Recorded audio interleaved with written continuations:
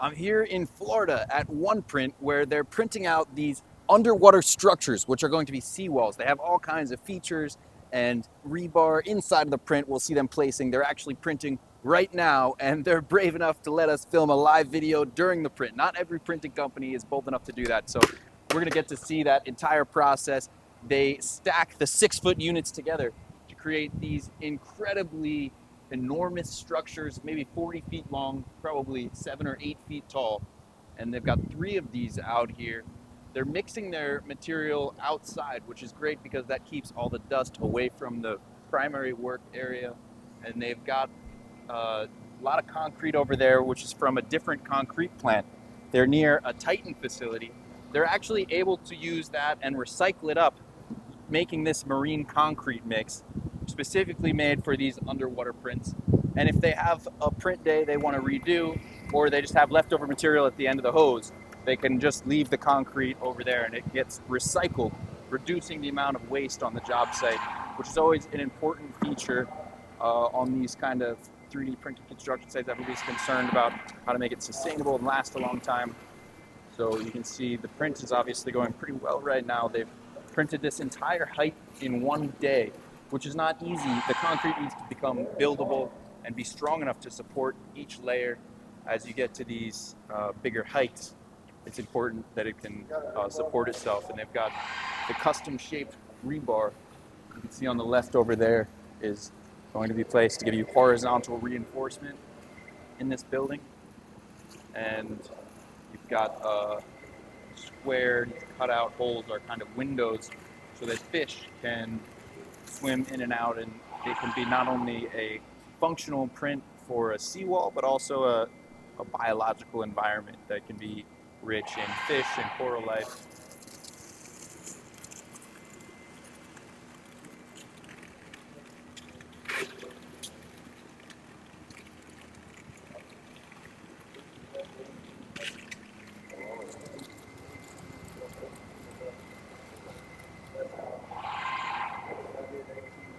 If you guys have any questions, drop them in the chat. We'll ask some of these experienced operators. They've got some awesome insights.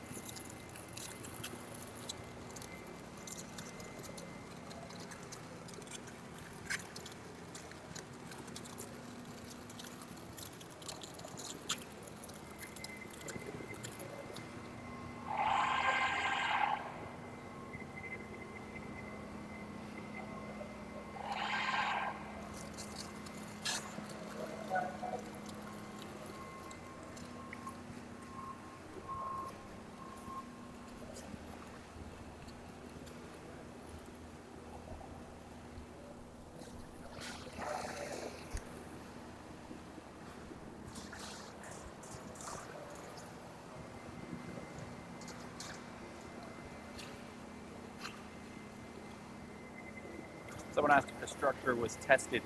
They actually have this wall over here already printed. That's going to be the test wall. They're putting sensors on it, and they're gonna leave it in there for some years to see how it sustains over time. Obviously, with the new technology, it's great to see that you get a monolithic structure. It's strong. The PSI rating you can measure. But in terms of what happens in 15 years underwater, they'll use these to figure out exactly how it reacts, and they have that test structure to serve that purpose. They're doing a great job kind of fine-tuning the print process right now. They've been doing a bunch of these, so now it's much easier for them than it was in the beginning. Once you get some reps in, it definitely gets easier to print concrete.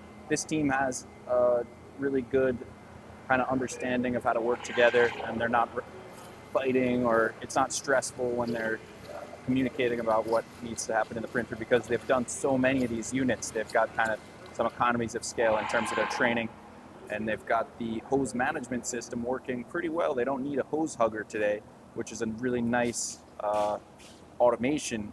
If you have too many people with too many hands-on jobs, it defeats the whole purpose. So it's great to see these guys. You can tell nobody has to carry anything wildly heavy. They don't have to run around. You are on a printer's time and you don't stop. So they order lunch for the team and they work through lunch and keep printing. But it's a little bit less sweat than you'd see on a regular construction site here in Florida. They lift the print off the ground by putting straps through the holes there. They could also kind of tilt it up from the bottom, or they could put styrofoam blocks in the bottom while they're printing, remove them later, and lift from that piece underneath.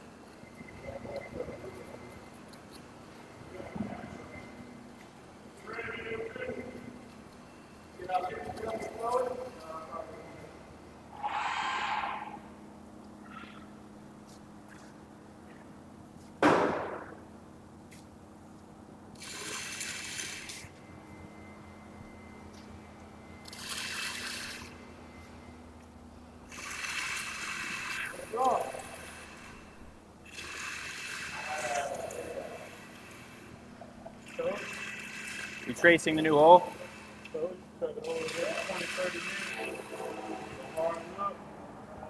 Cut them out. Pretty smooth process. I fell in love with the process.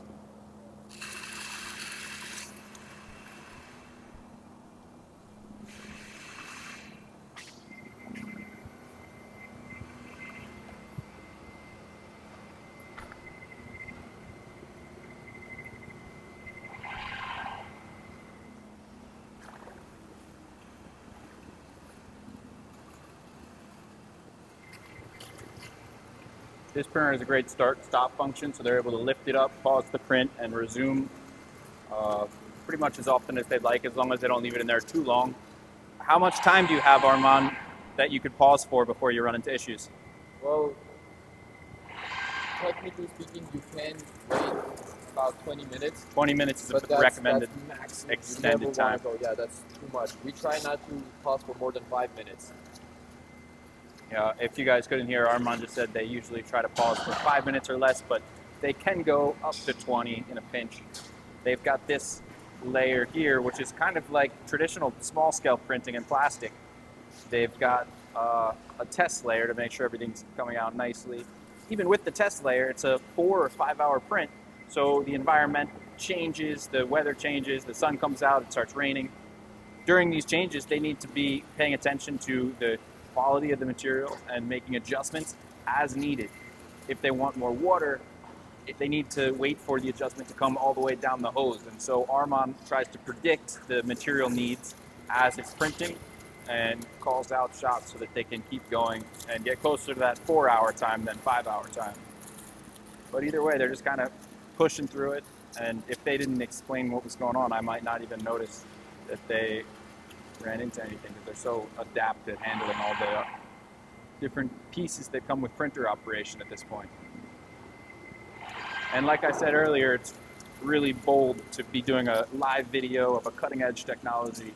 You're really seeing a kind of rare sight of when a startup is willing to open their doors to somebody who's going to film their progress live. And some companies don't like the live video. Anything can happen in a live video. And if a company's not printing live in front of you, you can almost guarantee it's going a lot worse for them than this, because it's a reason to be suspicious if they won't print in front of you. The teams that can print in front of you are typically the best.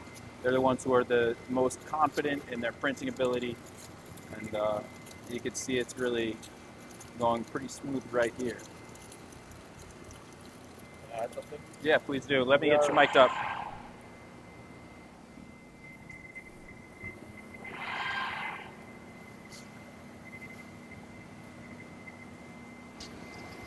Thank you. All right, we got Armand here, mic'd up. Hello everyone, my name is Armand, and speaking about the printing live, we are also very confident in our recovery procedures. We are not afraid to show that whenever things happen as you're printing in construction, and whenever something happens, we are very efficient in our recovery. We know all the steps, and so if we have to pause, adjust the layer consistency, the material consistency, or we have to fix something on the machine, we are very quick and efficient, and we try to do it everything under 5 minutes, so that again the hoses don't dry, the material doesn't get too dry afterwards. And that's why if we run into problems and if we are live, we can fix the problem right away as it goes.